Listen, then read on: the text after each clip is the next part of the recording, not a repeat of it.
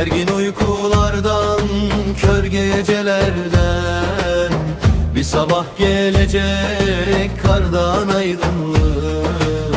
Sonra düğüm düğüm bilmecelerden bir sabah gelecek, kardan aydınlık.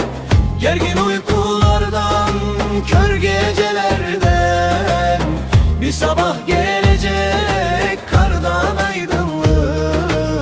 Sonra düğüm düğüm bilmecelerden bir sabah gelecek, kardan aydınlık. Sonra düğüm düğüm bilmecelerden bir sabah gelecek, kardan aydınlık.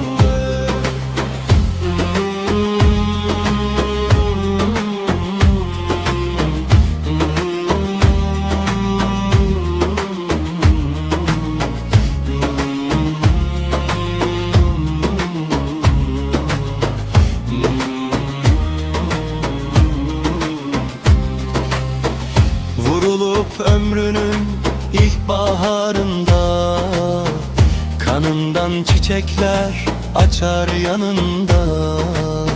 Cümle şehitlerin omuzlarında bir sabah gelecek, kardan aydınlık. Vurulup ömrünün ilk baharında, kanından çiçekler açar yanında. Cümle şehitlerin omuzlarında bir sabah gelecek, kardan aydınlık. Cümle şehitlerin omuzlarında bir sabah gelecek, kardan aydınlık.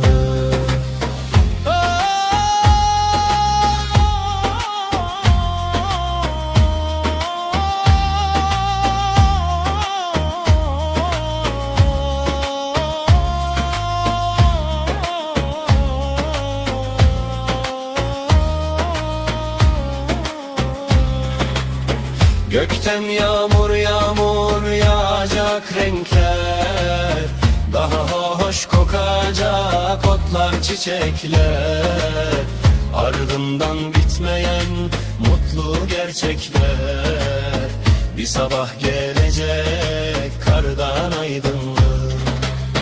Gökten yağmur yağmur yağacak renkler, daha hoş kokacak otlar, çiçekler. Ardından bitmeyen mutlu gerçekler, bir sabah gelecek, kardan aydınlık. Ardından bitmeyen mutlu gerçekler, bir sabah gelecek, kardan aydınlık.